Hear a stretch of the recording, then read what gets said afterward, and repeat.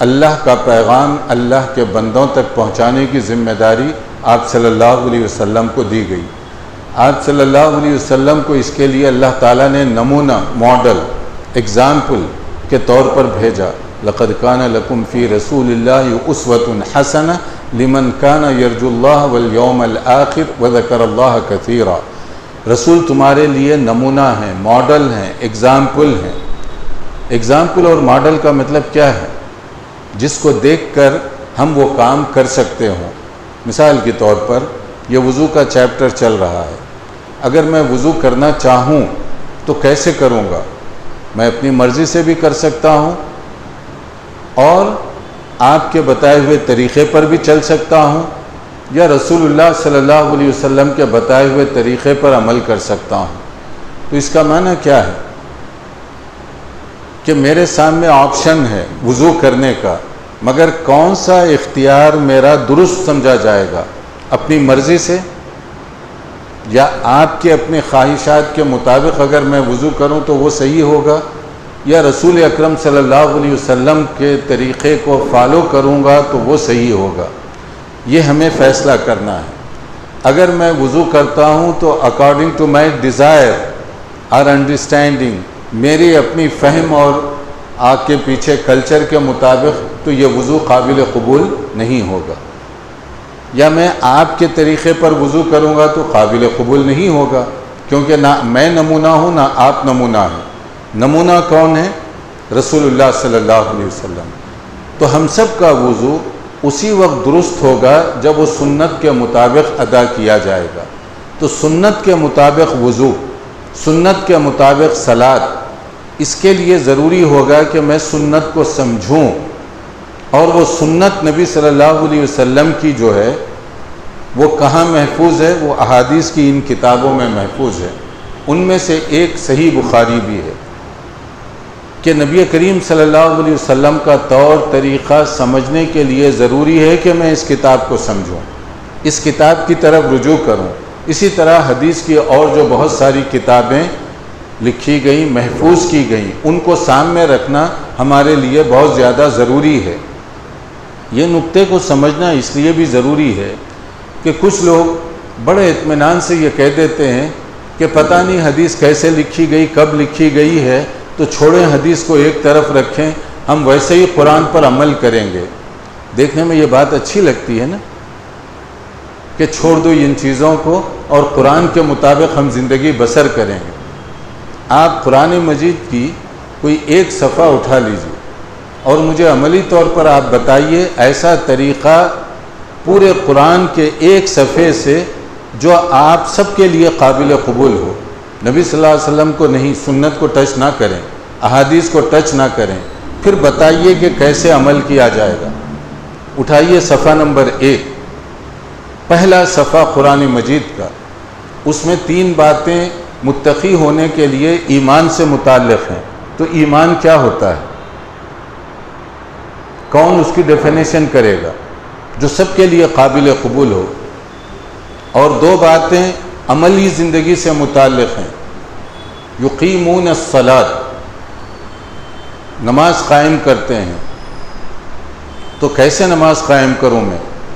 اپنی مرضی سے، آپ کی خواہش کے مطابق، اور لوگوں کی جماعت جو کہہ رہی ہے اس کے مطابق، یا کوئی اور طریقہ، میکانزم، کچھ نہ کچھ تو ہونا چاہیے۔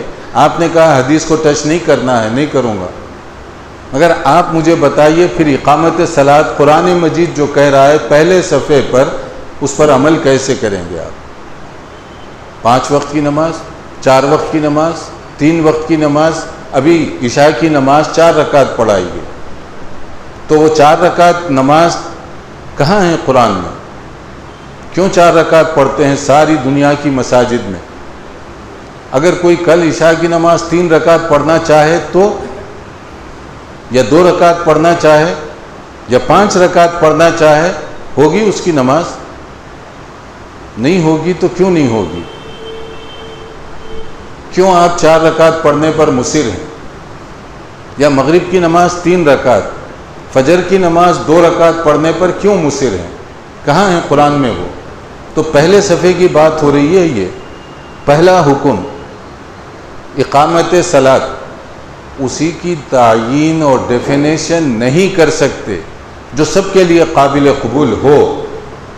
اور اسی طرح اس کے بعد دوسری جو چیز ہے انفاق، خرچ کرنا اللہ کے راستے میں، یہ پہلے صفحے کی بات. انفاق کا مطلب کیا ہوتا ہے؟ زکوٰۃ کتنے % دی جائے گی، کیسے دی جائے گی، اور سال میں کتنی مرتبہ دی جائے گی، وغیرہ وغیرہ، اس کی جو تفصیلات ہیں. پھر میرے پاس کیش منی ہے، بینک بیلنس، یا کسی کے پاس گولڈ، سلور، سونا، چاندی ہے، تو وہ دونوں ایکول طریقے سے زکوٰۃ دیں گے یا الگ الگ طریقے سے دیں گے؟ آپ کے پاس بہت بڑا بزنس ہے تو آپ کیسے زکوٰۃ ادا کریں گے اس بزنس کی، تجارت کی؟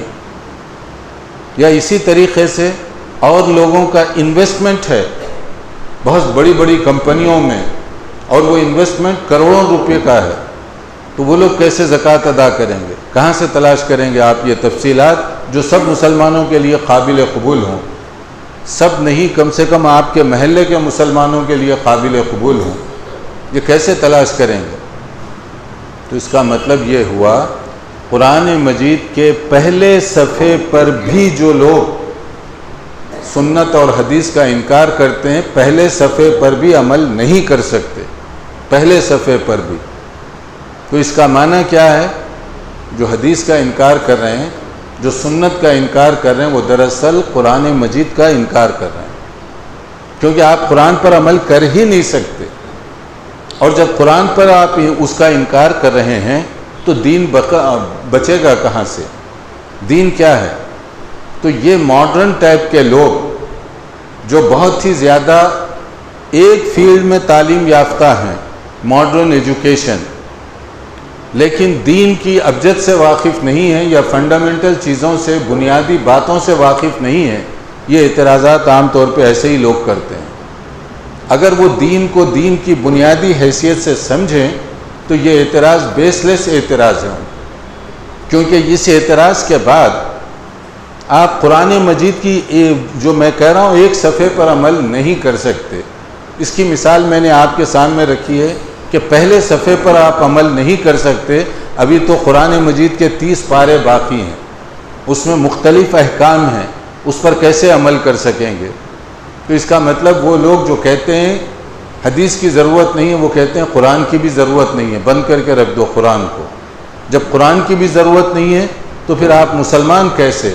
ہم رہنا مسلمان چاہتے ہیں مگر عمل کیے بغیر، حرام، حلال، جائز، ناجائز، ان چیزوں کی پرواہ کیے بغیر. یہ ہے اصل میں اس کے پیچھے کار فرما چیزیں. لیکن اس کو بعض لوگ بڑے خوبصورت الفاظ سے لوگوں کے سامنے پیش کرتے ہیں اور عوام دھوکے میں آ جاتے ہیں. تو اس میں چوکنا رہنے کی ضرورت. اب اس کو سمجھیے کہ سنت کی ضرورت کیا ہے. اللہ تعالیٰ نے نبی کو بطور نمونے کے پیش فرمایا، یہ قرآن میں پیش کیا گیا. اگر نمونہ ہیں تو آپ کے وضو کا طریقہ محفوظ ہونا چاہیے تاکہ ہم سب فالو کر سکیں آپ کو. اور وہ وضو کا طریقہ کہاں محفوظ ہے؟ یہی حدیث کی کتابوں میں محفوظ ہے. حدیث کی جو مختلف کتابیں ہیں ان میں سے ایک یہ صحیح بخاری، جس کا اس وقت یہ چیپٹر چل رہا ہے، اور اس کے اندر اس کا طریقہ بتایا گیا. اور یہ محدثین کرام کی مسائی جمیلہ ہے کہ اللہ نے دین کو ان کے ذریعے سے محفوظ فرمایا. اگر آج یہ 1447 سن ہجری کے اعتبار سے سال ہے، اسلامی کیلنڈر کا گویا یہ 1447واں سال چل رہا ہے. رسول اکرم صلی اللہ علیہ وسلم کو دنیا سے رخصت ہوئے اتنا طویل عرصہ گزرا، اور نبی کریم صلی اللہ علیہ وسلم جزیرہ عرب مکہ مکرمہ میں پیدا ہوئے اور مدینہ منورہ میں آپ کی وفات ہوئی 63 سال کی عمر میں. آپ یہاں کا دورہ آپ نے نہیں کیا، ہندوستان آپ تشریف نہیں لائے، امریکہ آپ تشریف نہیں لے گئے، افریقہ آپ تشریف نہیں لے گئے، مگر اس وقت مسلمان اور آپ کے ماننے والے اور آپ کے چاہنے والے دنیا کے گوشے گوشے اور چپے چپے میں محفوظ ہیں. اب ان احادیث کی برکت کا فائدہ کیا ہے؟ اس کی برکت کیا ہے؟ افریقہ میں رہنے والا ایک شخص، دوسرا آسٹریلیا میں رہنے والا شخص، تیسرا یورپ میں رہنے والا شخص، چوتھا حیدرآباد ہندوستان میں رہنے والا شخص وضو کرنا چاہے تو ایگزیکٹلی چاروں جگہ کے رہنے والے سنت کے مطابق وضو کر سکتے ہیں. یعنی ان کے سامنے اب یہ عذر نہیں ہوگا کہ نبی صلی اللہ علیہ وسلم تو افریقہ نہیں آئے تو ہم کیسے سنت کے مطابق کریں. اللہ نے آپ کا دین محفوظ فرمایا اور افریقہ تک دین پہنچ چکا ہے، یورپ تک دین پہنچ چکا ہے، آسٹریلیا تک دین پہنچ چکا ہے، ہندوستان اور اس کے آگے تک دین جا چکا ہے. جہاں جہاں انسان آباد ہیں دین بھی الحمدللہ وہاں تک پہنچ چکا ہے. تو دنیا کے کسی بھی علاقے کا رہنے والا اگر دین پر عمل کرنا چاہے تو بلا شک و شبہ وہ دین پر عمل کر سکتا ہے. اور یہ دور اور ہمارے اور نبی صلی اللہ علیہ وسلم کے درمیان اتنا زیادہ ڈسٹینس ہے 1400 سال کا، اس کے باوجود ہم اطمینان کے ساتھ سنت کے مطابق وضو کر سکتے ہیں، سنت کے مطابق نماز ادا کر سکتے ہیں. یہ کوششوں کا نتیجہ ہے جو ان حدیث کی کتابوں میں محفوظ کر دیا گیا. اس میں جو اس وقت عنوان چل رہا تھا وضو کے سلسلے میں، جو بہت ساری باتیں اس سے پہلے درس میں شاید بیان کی جا چکی ہیں، مگر اب جو ایک اہم جو عنوان سامنے رکھا گیا، کیونکہ میں نہیں چاہتا تھا کہ اس کے اندر اپنی طرف سے میں کوئی تبدیلی کروں اور جو سلسلہ آپ کا چل رہا ہے الحمدللہ وہی جاری رہے. تو یہاں پر پیشاب اور اس کے چھینٹوں سے بچاؤ کے سلسلے میں کچھ باتیں بتائی گئی ہیں. من الکبائر اللہ یستتر من بولہ، یہ کبیرہ گناہ ہے کہ آدمی اپنے پیشاب کے قطرے اور چھینٹوں سے بچنے کا انتظام نہ کرے. مطلب یہ کہ آپ کے کپڑے نجس ہو جائیں، آپ کا بدن ناپاک ہو جائے تو یہ کبیرہ ہے گناہ، اور اس سے بچاؤ کا انتظام ہمارے لیے کرنا چاہیے. اگر کوئی بچاؤ کا بندوبست نہیں کرتا، مطلب یہ کہ پیشاب اس کے کپڑوں کو لگا ہوا ہے، اس کے بدن کو لگا ہوا ہے، تو شرعی طور پر یہ نجاست ہے، اس کو دور کرنا ضروری ہے. یہ بھی اسلام کی بیوٹی ہے. اور اسلام کی بیوٹی کیسے ہے اس کو سمجھیے. وہ اس طرح سے ہے کہ آج دنیا کے اندر مختلف لوگ طہارت اس کی بات کم کرتے ہیں، نظافت کی بات زیادہ کرتے ہیں. نظافت اور طہارت میں عربی میں تھوڑا سا فرق ہوتا ہے. ہمارے ہاں لوگ اس کو سمجھتے کم ہیں. طہارت کیا ہے اور نظافت کیا ہے؟ نظافت کہتے ہیں ہائیجین، مطلب ہے کہ صاف ستھرا جگہ صاف ہو، کپڑے صاف ہوں دیکھنے میں، اس کو ہائیجین کہا جاتا ہے. عربی میں یہ طہارت نہیں ہے، عربی میں یہ نظافت ہے، اس کو سمجھیے. اور شریعت کے اندر طہارت کی بات کی گئی. طہارت نظافت سے اونچی چیز ہے، طہارت نظافت سے اونچی ہے. یہ اس لیے سمجھنا ضروری ہے کہ دنیا کی بہت زیادہ ترقی یافتہ ممالک اور قومیں طہارت سے واقف نہیں ہیں، وہ صرف نظافت کی حد تک جاتی ہیں. مطلب کیا ہے؟ ہمارا دین اتنا پاکیزہ ہے اور مسلمان اتنے پاکیزہ ہونے چاہیے کہ دوسری جو قومیں ہیں ان کے مقابلے میں ہم زیادہ صاف ستھرے رہیں. ہمارے لیے زیادہ طہارت کا کنسیپٹ دیا گیا. آپ چلے جائیے امریکہ، چلے جائیے یورپ، وہاں پر طہارت کا جو غیر مسلم ہے کوئی کنسیپٹ نہیں ہے. کیسے؟ مثلا ایک انگریز ہے غیر مسلم اور وہ اپنا سوٹ پہنا ہوا ہے، قیمتی سوٹ ہے اور بہت ہی ڈرائی کلینر سے صاف کروا کر وہ پہنا ہوا ہے. دیکھنے میں کوئی گرد و غبار داغ دھبا کچھ نہیں لگا ہوا ہے، دیکھنے میں تو صاف ستھرا لگتا ہے نا، کلین. لیکن وہ جب ضرورت کے لیے گیا پیشاب کے لیے، 2-4 قطرے اس کے پیشاب کے اس کے ٹراؤزر پر گر گئے. اب وہ جب آئے گا تو اپنے ہاتھ کو صابن سے یا کوئی بھی لیکوڈ وغیرہ اس سے صاف کرے گا. طہارت کا یہ تصور ہے ان کا. لیکن جو پیشاب کے قطرے آپ کے ٹراؤزر پر لگے ہوئے ہیں وہ لگے ہوئے ہیں. اب ظاہری طور پر جب وہ باہر آیا واش روم سے، باتھ روم سے یا اس ایریے سے باہر آیا، آپ اس کے لباس کو دیکھ رہے ہیں تو وہ تو چمکدار سوٹ پہنا ہوا ہے. تو عام لوگوں کے نزدیک کیا ہے؟ وہ بہت کلین ہے نا. مگر ہمارے نقطۂ نظر سے وہ اس قابل نہیں ہے کہ اس سے نماز پڑھ سکے. کیونکہ نماز کی ادائیگی کے لیے طہارت ضروری ہے اور آپ کی طہارت نہیں ہے. دیکھنے میں آپ کا سوٹ بڑا چمکدار ہے لیکن طہارت نہیں. کیوں طہارت نہیں ہے؟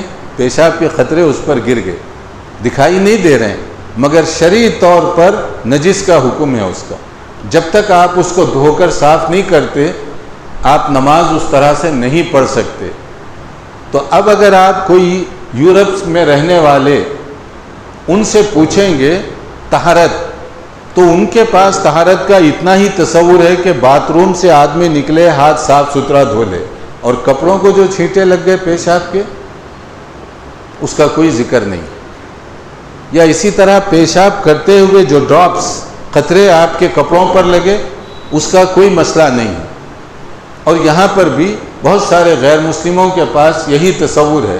پاکیزگی کا مطلب یہ کہ چپل باہر چھوڑ دیجئے, اور گھر میں آئیے تو بغیر چپل کے آئیے, آفس میں جائیں تو بغیر چپل کے جائیں. یہ عام طور پر صفائی کا ایک تصور ہے. لیکن جب وہی واش روم میں جائے, ٹوائلٹ استعمال کرے تو اس کے بعد وہاں پیشاب کے قطرے لگ جائیں, لیکن جب وہ باہر آئے گا تو پھر بھی وہ صاف ستھرا ہی کہلائے گا, کیونکہ اس کا کپڑا دیکھنے والوں کے لیے بہت صاف ستھرا دکھائی دے رہا ہے. لیکن شرعی اعتبار سے ایک مسلمان کے لیے یہ درست نہیں ہے کہ اس حالت میں وہ نماز پڑھے. ان کے لیے وہ ٹھیک ہے.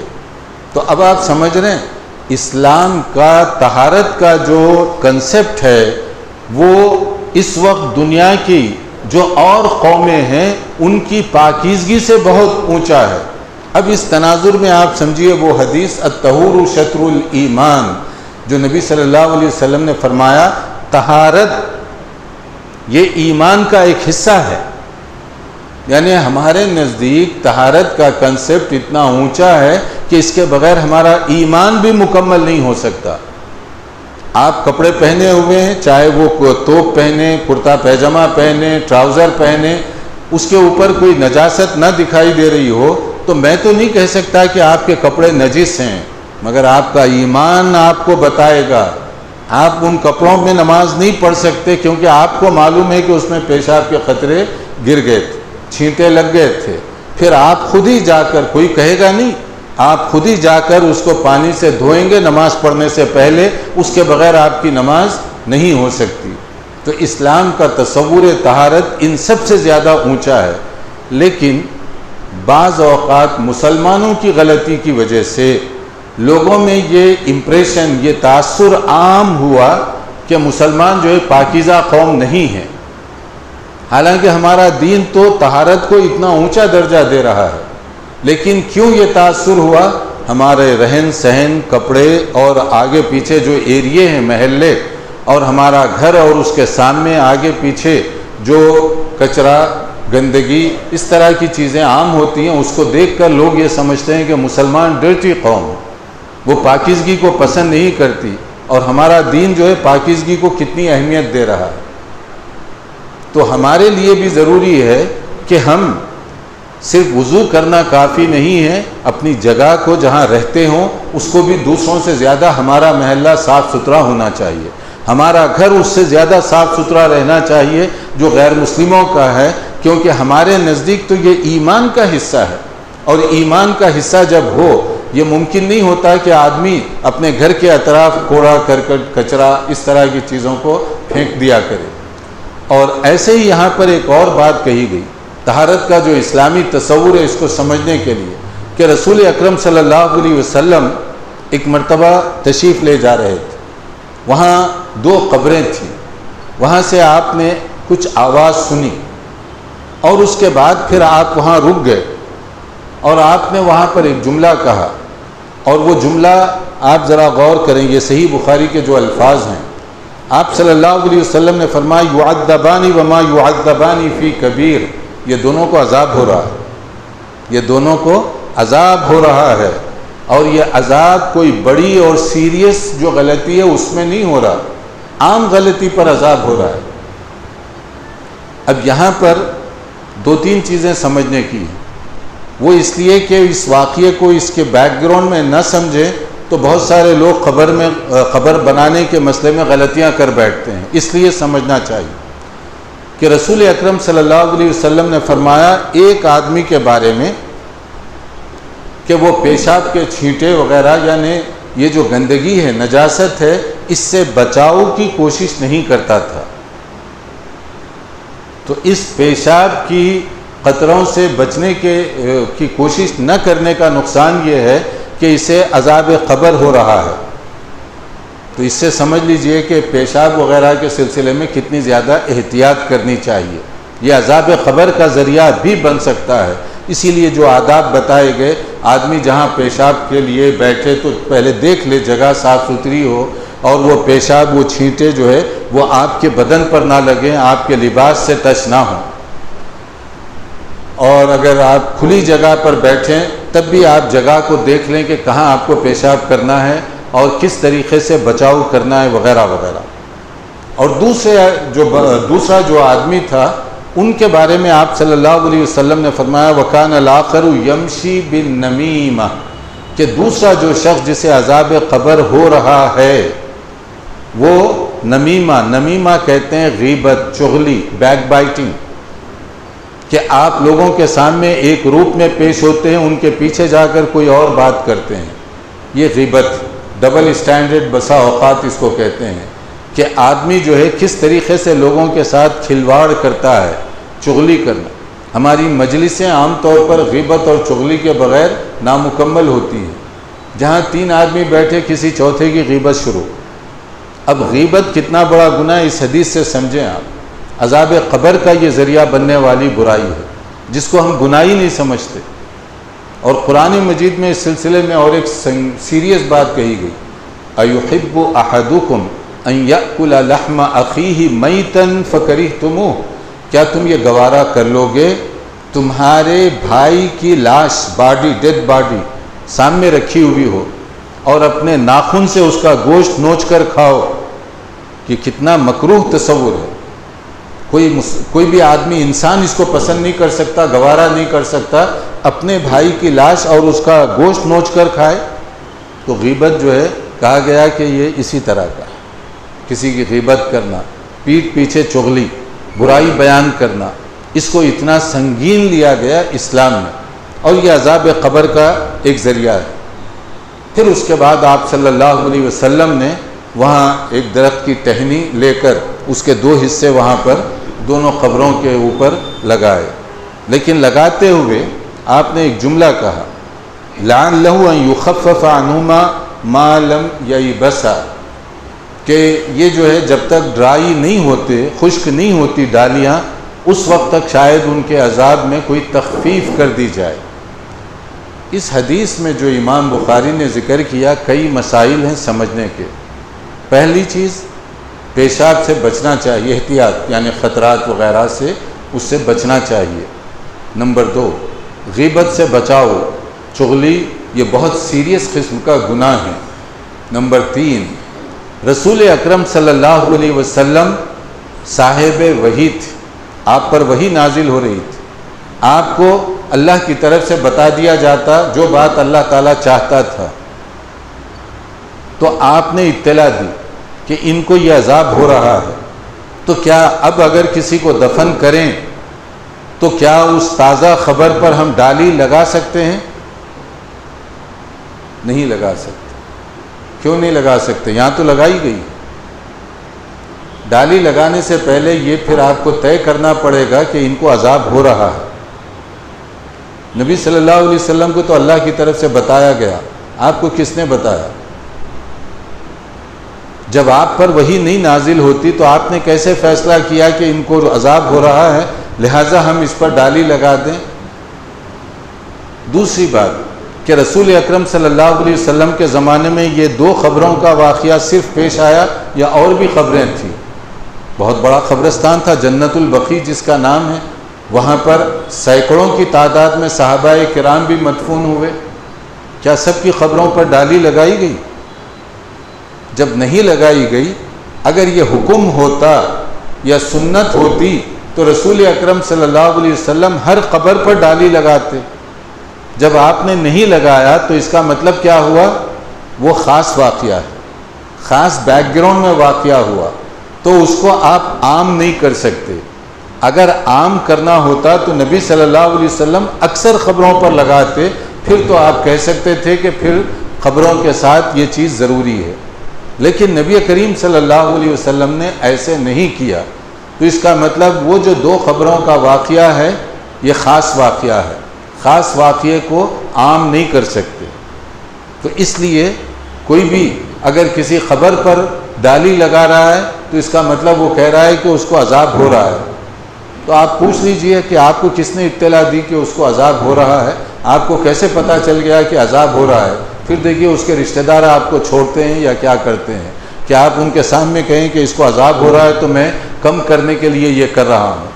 تو بعض چیزیں نبی صلی اللہ علیہ وسلم نے جو کی، سبب آپ نے بتایا، تو پھر اس کو اسی حیثیت سے، اسی تناظر سے دیکھنا چاہیے۔ ایک اور پوائنٹ ہے اس حدیث کے اندر، اور وہ بڑا سیریس قسم کا پوائنٹ، اور وہ کیا ہے؟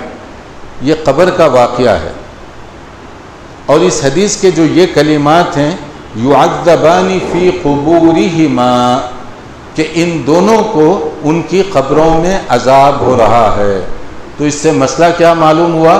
عذاب قبر، قبر کا عذاب۔ آج مساجد میں بہت سارے مسلمان انکار کرتے ہیں کہ عذاب قبر نہیں ہے، قبر کے عذاب کی کوئی حقیقت نہیں ہے، اور یہ واقعہ کیا بتا رہا ہے؟ عذاب قبر کی حقیقت ہے۔ اور یہاں الفاظ دیکھیے آپ، نبی صلی اللہ علیہ وسلم نے جو فرمایا یعذبان فی قبورہما، کہ وہ قبروں میں ان کو عذاب دیا جا رہا ہے، اس کے بعد پھر کوئی اگر کہے کہ عذاب قبر نہیں ہے تو اس کا مطلب وہ نبی کی بھی تردید کر رہا ہے، صحیح واقعے کی بھی تردید کر رہا ہے۔ عذاب قبر کی ایک دوسری مثال، نمازوں کے اندر ہمیں آخری رکعت میں سلام پھیرنے سے پہلے جن 4 اہم باتوں سے پناہ مانگنے کی ہائیلی ریکمینڈڈ سنت ہے، یعنی بہت زیادہ اسٹرانگ طریقے سے حکم دیا گیا کہ تم نماز سلام پھیرنے سے پہلے ان چیزوں سے پناہ مانگو، ان میں سے ایک کیا ہے؟ اللہم انی اعوذ بک من عذاب القبر۔ ہم نماز کی آخری رکعت میں قبر کے عذاب سے پناہ مانگتے ہیں، اور سلام پھیرنے کے بعد آپ کے دائیں یا بائیں کوئی بیٹھا ہوا مسجد میں وہ کہتا ہے کہ عذاب قبر تو ہے ہی نہیں، تو پھر پناہ کس بات کی مانگ رہے تھے آپ؟ اللہ سے بچاؤ کے لیے کیا دعا کر رہے تھے؟ اللہ عذاب قبر سے ہمیں محفوظ رکھ، اور آپ کہہ رہے ہیں کہ قبر کا عذاب ہی نہیں ہے، تو پناہ مانگنے کی کیا ضرورت؟ تو پناہ مانگنے کا مطلب یہ ہے کہ وہاں واقعی عذاب قبر ہے، اسی لیے تو آپ پناہ مانگ رہے ہیں اس سے۔ ایک اور دلیل، عذاب قبر ہے یا نہیں، جب رسول اکرم صلی اللہ علیہ وسلم سے بھی دریافت کیا گیا، اور وہ ام المؤمنین حضرت عائشہ رضی اللہ تعالی عنہ کا ایک یہودیہ کے ساتھ جو گفتگو ہوئی، تو عذاب قبر ہی کے حوالے سے نبی صلی اللہ علیہ وسلم نے اس کی تصدیق فرمائی۔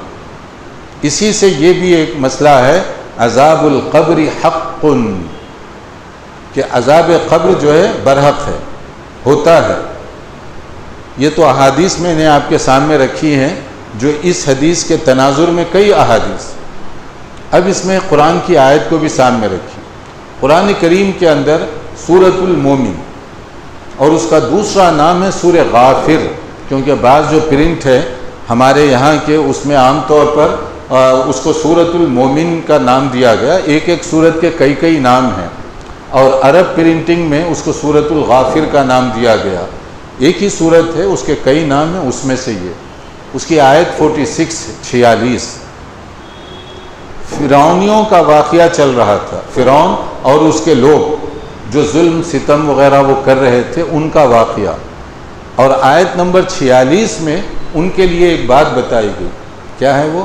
النار یعرضون علیہا غدوا وعشیا ویوم تقوم الساعۃ ادخلوا آل فرعون اشد العذاب۔ اللہ تعالیٰ نے فرمایا، یہ قرآن کی آیت ہے، آیت نمبر 46، اس لیے میں بتا رہا ہوں تاکہ آپ گھر جا کر پھر بھی اس کو آرام کے ساتھ پڑھ لیں۔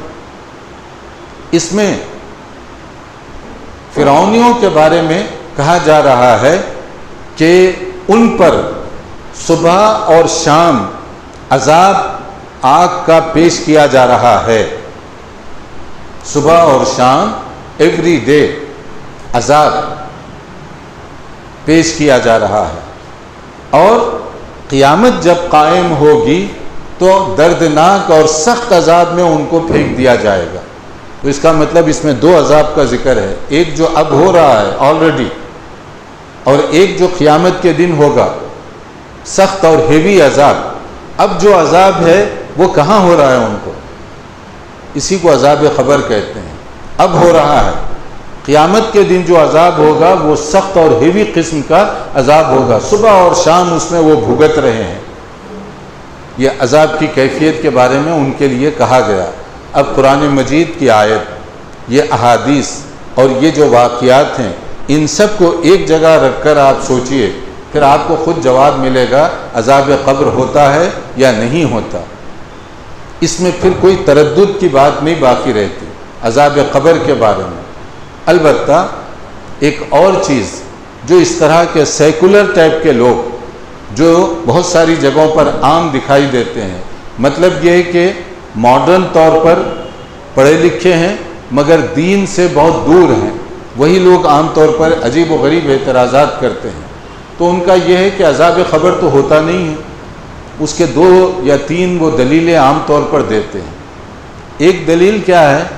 آپ چلے جائیے کوئی قبرستان، وہاں پر دیکھیے پرانی جو بہت قدیم قبریں ہیں، کبھی کبھی ٹوٹی ہوئی ہوتی ہیں، دبی ہوئی ہوتی ہیں قبریں. وہاں پر کبھی کبھی آپ کو جو بھی دفن کیے گئے ہوں گے 100 سال 200 سال پہلے، کبھی ہڈیاں ان کی دکھائی دیتی ہیں. اعتراض نمبر 1 یہ ہے کہ ہمیں وہاں جنت کی کوئی نہر یا جنت کا میوہ تو دکھائی نہیں دیتا، قبر کا گڑھا ہی دکھائی دیتا ہے. تو آپ کہتے ہیں نیک لوگوں کی جو قبریں ہیں ان پر جنت کی بہاریں وہاں سے ہی شروع ہوتی ہیں، وہ تو دکھائی نہیں دے رہی وہاں پر. یا اسی طرح عذاب قبر، اگر غیر مسلم کی قبر کے سامنے بھی آپ گزریں قدیم قبر، تو وہاں پر بھی کوئی عذاب، کوئی سانپ، کوئی بچھو، کوئی اس طرح کی چیز، آگ، کچھ بھی نہیں دکھائی دیتا. تو وہ تو سمپل گڑھا ہے، جیسے کہ مسلمان کی قبر کا ایک گڑھا ہوتا ہے. تو یہ عذاب کہاں سے آ گیا؟ لہٰذا یہ عقل اور مشاہدے کے خلاف ہے. الفاظ دیکھیے کیسے خوبصورت استعمال کرتے ہیں کہ، اور عام لوگ بھی سمجھتے ہیں کہ واقعی یہ صحیح بول رہا ہے، بھاری بھرکم الفاظ استعمال کرتے ہیں کہ ہمارے تجربے کے خلاف ہے کہ ایسی قبروں میں تو کچھ بھی نہیں ہوتا، لہٰذا یہ حدیثیں بیکار ہیں. یہ نتیجہ انہوں نے نکالا. پہلی چیز اس میں سمجھنے کی ہے، موت کے بعد کی جو زندگی ہے عالم غیب سے اس کا تعلق ہے. غیب کی جو زندگی ہے اس کے بارے میں جتنی باتیں قرآن مجید یا احادیث سے بتائی گئی اتنی ہی باتیں ہمیں معلوم ہیں، اس سے زیادہ ہمیں نہیں معلوم، کیونکہ وہ ایک دوسری دنیا ہے، دوسری کیفیت ہے. وہاں پر اس کا علم ہم اس دنیا کے حوالے سے نہیں کر سکتے. وہ ایک الگ دنیا کے واقعات ہیں، یہ ایک الگ دنیا ہے. ہمیں جتنی باتیں بتائی گئیں اس پر ہمارا ایمان ہے کہ ایسے ہی ہوتا ہے، لیکن کیفیت ہمارے سامنے نہیں ہے. تو کیونکہ وہ ایک الگ دنیا ہے اور اس کا تعلق علم غیب کے ساتھ ہے، اور علم غیب عقل اور قیاس کے ذریعے سے ہم خود طے نہیں کر سکتے. ایک چیز. دوسری، اس کو بعض علماء نے، خود ہندوستان کے ایک بہت مشہور عالم دین جو گزرے ہیں علامہ شاہ ولی اللہ محدث دہلوی رحمۃ اللہ علیہ، انہوں نے ایک بڑی پیاری اگزامپل دی ہے. یہ بر صغیر سب کنٹیننٹ کے بہت ہی بڑے علماء میں سے ان کا نام ہے.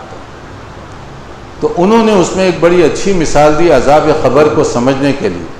انہوں نے کہا کہ فرض کریں آپ کا کمرہ، کوئی ایک آدمی سو رہا ہے وہاں پر، آپ یا 2-3 دوست وہاں پر جاگ رہے ہیں، بات چیت کر رہے ہیں. کبھی ہوتا ہے نا ایک آدمی سو گیا، ایک آدمی بیٹھے گپے مار رہا ہے، گہری نیند میں وہ چلا گیا.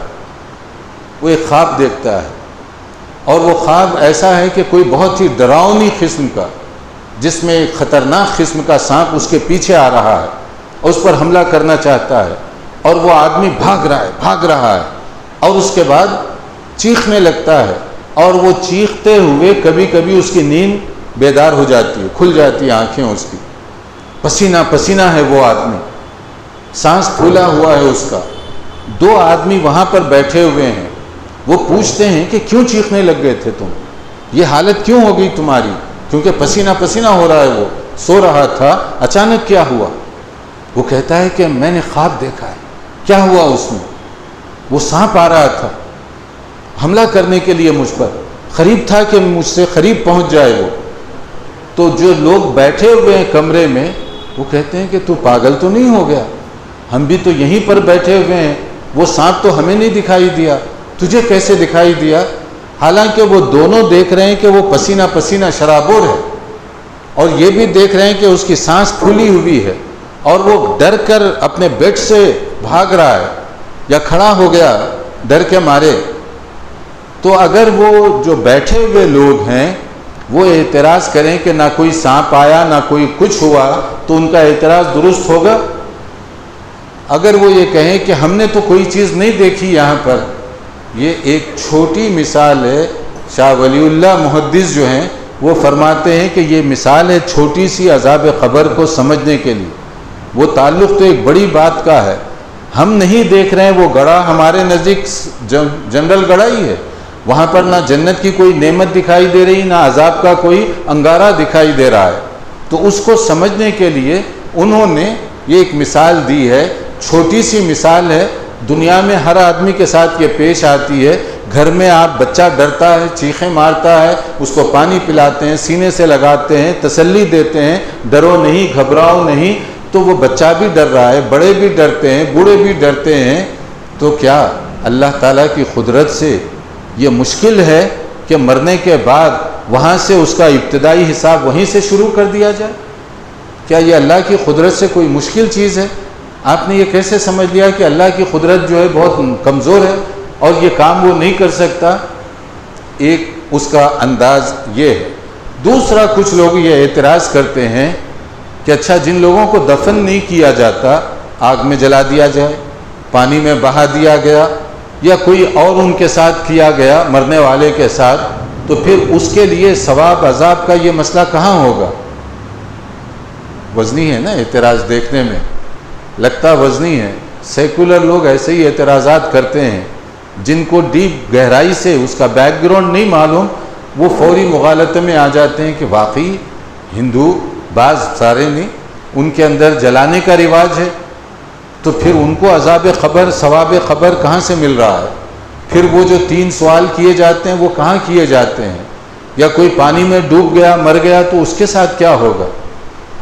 جناب والا، ان سب چیزوں کا تعلق ہماری روح کے ساتھ، اور اس کے بارے میں پوچھنا یہ بھی علم غیب سے تعلق رکھتا ہے۔ کیا اللہ تعالیٰ کے لیے یہ مشکل ہے کہ ان سے پوچھے؟ جو آدمی کا جو انجام ہوا آخر میں، چاہے اسے آگ میں جلا دیا گیا، پھر بھی اس کی روح محفوظ ہے، اس سے پوچھا جا رہا ہے۔ جو سمندر میں ڈوب گیا اس کو بھی پوچھا جا رہا ہے، اس کا سلسلہ وہیں سے شروع ہے، اور جو جس کے ساتھ کوئی اور سلوک کیا گیا اس سے بھی وہیں سے پوچھا جا رہا ہے۔ تو مطلب کیا ہوا؟ زمین میں دفن کرنے ہی سے عذاب قبر ہوگا ورنہ نہیں ہوگا، یہ نہیں ہے۔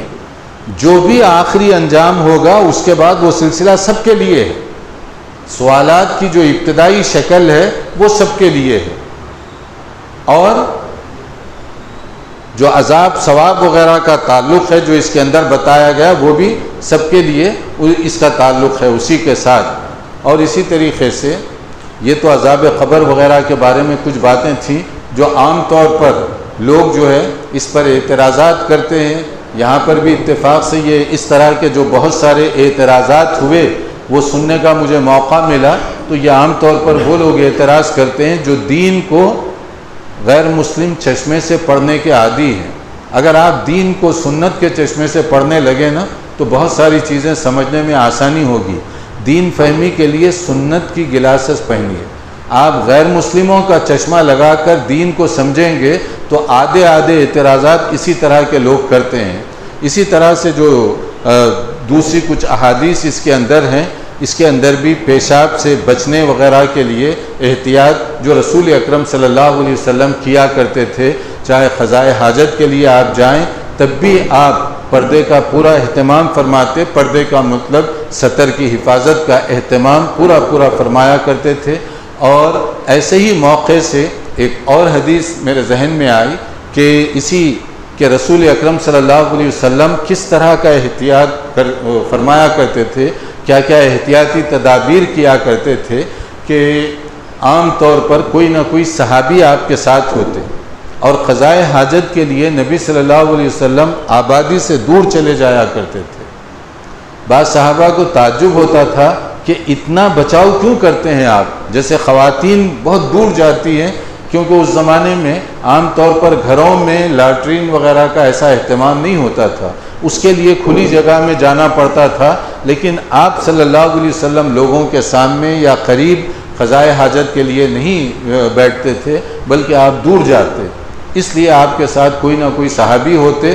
پھر آپ کو جہاں بیٹھنا ہوتا اس سے کچھ دور پر وہ ٹھہر جاتے اور اس کے بعد جب آپ فارغ ہوتے پھر آپ وضو وغیرہ کر کے پھر آپ تشریف لے آتے. تو اس موقع پر ایک عجیب سی بات ہوئی کہ ایک صحابی جو عام طور پر رسول اکرم صلی اللہ علیہ وسلم کے ساتھ عموماً صبح کے موقع پر آپ صلی اللہ علیہ وسلم کی خدمت کیا کرتے تھے، ربیعہ بن کعب الاسلمی رضی اللہ تعالی عنہ. یہ بہت ہی ایک مشہور صحابی ہیں، حضرت ربیعہ نام یاد رکھیے. نبی صلی اللہ علیہ وسلم کے صحابہ کس طرح سے آپ سے پیش آتے، محبت، عقیدت، احترام کے ساتھ وہ آپ کی خدمت کیا کرتے تھے. ایک موقع پر یہی جو پیشاب وغیرہ کے لیے قضائے حاجت کے لیے جائیں، پانی کا انتظام وغیرہ، اور آپ دور تشریف لے جایا کرتے آبادی سے، تو کبھی یہ صحابی بھی ساتھ ہوتے. تو ایک موقع پر نبی صلی اللہ علیہ وسلم نے ان کی کسی خدمت سے خوش ہو کر کہا کوئی چیز مانگنا چاہتے ہو تو مانگو ربیعہ. تو حضرت ربیعہ بن کعب الاسلمی، وہ صحابہ کے سوچنے کا انداز تھا، انہوں نے فوری کیا جواب دیا، اسألوک مرافقتک فی الجنہ، آپ کے ساتھ جنت میں رہنا چاہتا ہوں، یہ مانگنا چاہتا ہوں. تو نبی صلی اللہ علیہ وسلم نے کہا اب غیر ذالک، کیا تم اس کے علاوہ کوئی اور چیز نہیں مانگ سکتے؟ یعنی مطلب ہے کہ دنیاوی لحاظ سے کوئی چیز مانگ لو تو شاید میں تمہاری ہیلپ کروں.